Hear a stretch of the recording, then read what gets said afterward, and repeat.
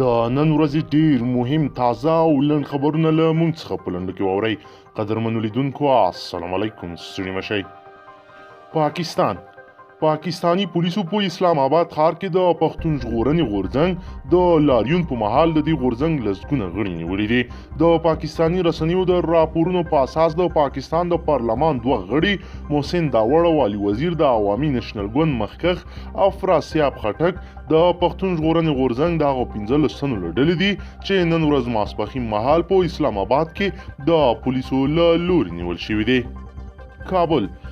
کابل د څرخي پله محبس مرستیال په زندان کې دننه د نشئی توکو د قاچاق او خرڅلاو په جرم پر نږدې 20 کاله بند محکوم شو.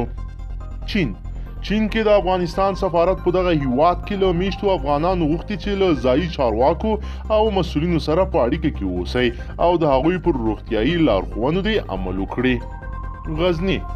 غزني کې د امریکایي الوتکې سقوط یوه ورځ وروسته سیمهییز چارواکي هلته وایي چې طالبان د پیښې سیمې ته د دولتي ځواکونو ننوتلو مخه نیولې ده. د پاکستان خارجه وزارت د محمد اشرف غني افغانستان ولسمشر اظهارات د منظور پښتین پاکستان پښتون ساتنې تحریک رهبر نیول کېدو په اړوند غبرګون ښکاره کړی دی او هغه د دې هیواد په چارو کې ښکاره مداخله وبلله. د کندهار د پنجوایي ولسوالۍ کې د لاریون کوونکو موټریزو کاروان د دغې ولسوالۍ په بازار او کلیو کې وګرځید او لاریون کوونکو د جګړې له ښکېلو غاړو د اوربند او سولې غوښتنه وکړه. دغه لاریون د سولې ولسي حرکت له خوا جوړ شوی و او لسګونه کسان پکې ګډون کړی و. د افغانستان په شمال ختیځ ولایت بغلان کې طالبانو د پولیسو پر یو مرکز برید کې لږ تر لږه 10 پولیس سرتیري وژلي دي. سیمهییز چارواکي وایي هغه ځواکونه چې د حکومت وسلوالو مخالفانو په نښه کړي دي د پولیسو دغه مرکز ته مرستې رسولې. کابل، ننګرهار، بلخ، کندوز، لغمان، پکتیا او یو شمېر نور ولایتونو کې زرګونو کسانو د پښتون ژغورنې غورځنګ د مشر منظور پښتین د نیولو پر ضد لاریون وکړ او د هغه د خوشي کېولو غوښتنه یې وکړه. د ننګرهار او لغمان ولایتونو چارواکي وایي پولیسو دغلته د غلا، انسان تښتونې او د قتل په تړاو په بېلابېلو قضیو کې په لاس لرلو تورن 10 کسان نیولي دي. د ایران مهر نیوز او روسیې استخباراتو خبر ورکړی چې د غزني په دیه کې د عراق، ایران او افغانستان لپاره CIA مهم مشر وژل شوی دی. راپور کې د وژل شوي مشر نوم مایکل ډي انډریا ښودل شوی دی خو امریکا لا هم تر اوسه په دې اړه توضیحات نه دي ورکړي. ټاکنو شکایاتو کمیسیون د ټاکنیزو شکایتونو کمیسیون وایي چې د 14 ولایتونو استینافي غوښتنې تصنیف بندي شوي دي چې په راتلونکو 2 ورځو کې به یې څېړنه پیل او د ستونزمنو 3000 رایو په اړه به پرېکړه اعلان شي. په خوست ولایت کې د دولت لخوا د 9 جامع جوماتونو د جوړولو بنسټ ډبرې کېښودل شوې.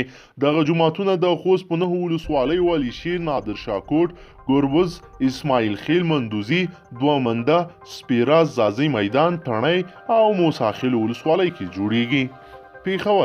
د پیښور یو عدالت د پښتون تحفظ مومنټ شمر منظور احمد پښتین له پیښوره د ډیره اسماعیل خان عدالت ته د لیږلو امر کړی دی او په ضمانت یې د هغه د پرېښودلو خواست رد کړی دی. د منظور پښتین وکیل شهاب الدین خټک له مشال راډیو سره په خبرو کې ویل چې دوی عدالت ته د دادخواست وړی و چې د موکل دی په ضمانت ورپرېږدي او دوی به خپل ډیره اسماعیل خان عدالت ته وړاندې کړي خو جج یې خواست ونه منلو. د امریکا د بهرنیو چارو وزیر مایک پامپیو د عراق پلازمینه بغداد کې د امریکا پر سفارت د وروستیو توغندیزو بریدونو په اړه سخت خبرونه ښودلی. د امریکا د بهرنیو چارو وزارت د یوې خبرپاڼې په خپرولو سره ویلي دي چې پامپیو د عراق له لنډمهالي لومړي وزیر عادل عبدالمهدي سره په بغداد کې د امریکا پر سفارت د وروستي برید او دوه اړخیزو اړیکو په اړه خبرې کړې دي. وسلوالو طالبانو د بغلان ولایت مرکز په لخمري کې دوهمه امنیتي حوزې ته د شپه تر خپل کنټرول لاندې راوستلې ده.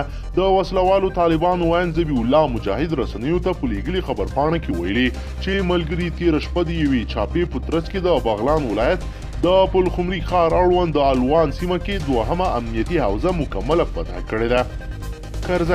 کرزي له دفتره په خبره شوي خبرپاڼه کې ویل شوي په داسې حال کې چې زموږ سیمه کې د افراطیت او تروریزم له درده ځورېږي د داسې سیاسي مشرانو او فعالانو ځورول او بندیانول چې د خپلو نظریاتو د بیان او حقوقو د غوښتلو لپاره د عدم تشدد سوله ییزې او مدني لارې غوره کوي په لوی لاس نیوی کړکېچونه او ستونزو ته لار هوارول ګڼل کېدای شي. کرزي د پاکستان پر حکومت غږ کړی چې منظور پښتين دې له بنده آزاد کړي. قدرمنو لیدونکو که چیرې غواړئ چې ورته تازه او مهمو پیښو څخه ځان ډیر ژر او لنډ خبر کړئ زموږ چینل د سره ضرور سبسکرایب کړئ او ویډیو د سره حتما لایک کړئ.